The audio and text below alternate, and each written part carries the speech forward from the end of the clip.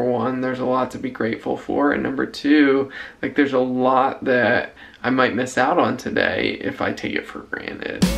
Don't you think we're better together? Oh, I think we are. Good morning and Merry Christmas. It's not really Christmas, but it's still December, and I feel like it's only kind of appropriate to keep saying Merry Christmas during December, because then it's New Year, and I don't know, I think we forget about Christmas far too quickly. Or maybe we don't celebrate it quickly enough. Maybe we should. Well, I feel like, Mary and I were talking about this, we really packed in the Christmas season this year. One reason was we knew that there was a possibility of her going into the hospital at some point, and we kind of, I guess it was when we got back from our trip in Chicago. I felt like that was kind of the beginning of Christmas season for us, because the Chicago market opened there the last day that we were in Chicago, and we got to do that, and there were some decorations up, and we made a Christmas movie, well, not a movie, but a kind of a special vlog to a Christmas song, It's Almost Christmas, by the same people who do our intro, Pray Tell.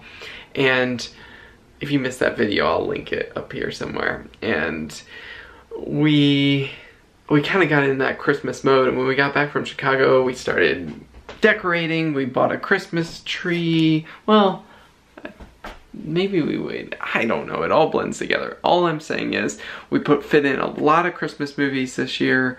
We soaked up this Christmas season early. I think that's what I'm trying to get at, because there's so many uncertainties. And I think sometimes people ask me, you know, how CF in our marriage and our lives affects us, and I think that that's probably one of the biggest things that we're just so grateful for, especially in our marriage, is that realization that next week might look a lot different than this week, or tomorrow might look a lot different than today, because you never know kind of the twists and turns of CF, and there's just a lot more uncertainties. And I mean, we all have uncertainties in life, and for us it's just kind of one of those, the health piece makes it a little more visible and self-aware.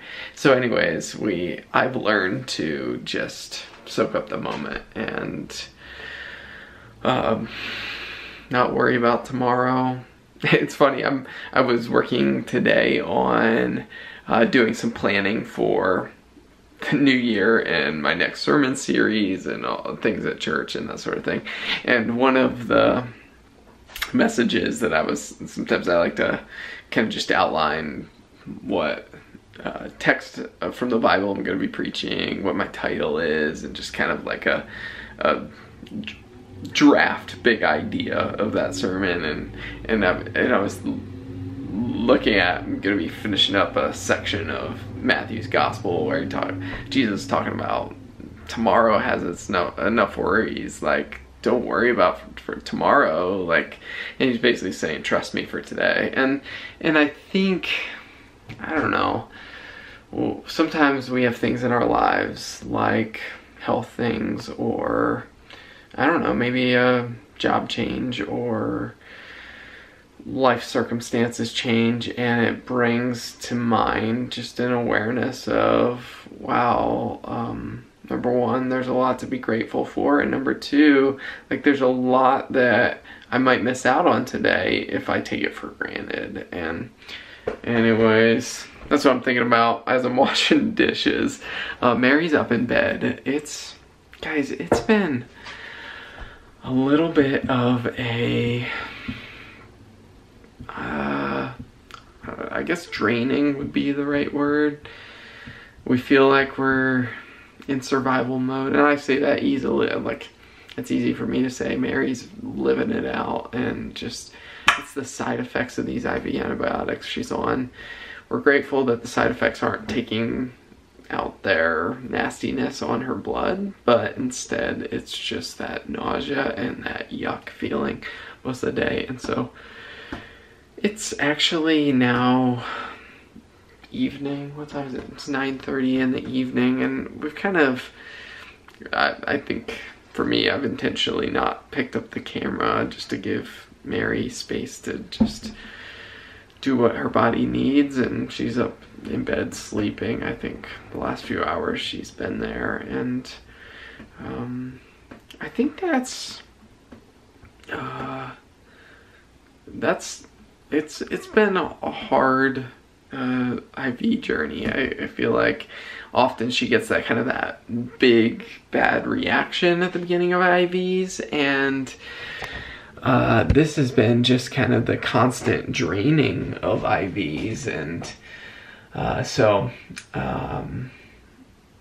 thank you guys for cheering for us in this season. Christmas didn't exactly look like what we thought, which is kind of a comforting reality, because Jesus is coming at Christmas, that we celebrate at Christmas as Christians. Like, that was a coming that was completely unexpected, and, or I should say, the way that he came was unexpected. It was humble, it was weak in the world's eyes, and he wasn't coming to conquer through power or the systems of this world, but through self-giving love. And so anyways, the fact that Christmas looked a lot different than we had anticipated, I don't know, it's kind of a cool Christmas reality, but it's also, it's been, I think, a little bit mellow for us, and yet really sweet. We've just had good times of hanging out together and pushing through the side effects in whatever way I can, just be beside her, and that's what we're doing. So Mary actually did get a call this morning when she was waking up from her doctor, and I think they made a plan for Monday. I should check with her if that was finalized for a time, but on Monday we're gonna go in and see him and just assess where her lungs are at, take a listen. And it's really hard to see in the midst of the past 2.5 weeks what is side effects in terms of the nausea and the, because like coughing seems really hard for her right now, because combined with nausea, it leads to vomiting, and then that leads to exhaustion, and then it seems like the cough is taxing her body a lot. But then it's hard to differentiate how much of that is just the side effects and how much of that is the state of the infection in her lungs. And I think when we started this course of IV antibiotics, I saw a lot of questions, whether it's in the comments or I think when we had done some live streams or whatever, of people asking, why are you going on IV antibiotics for a cold?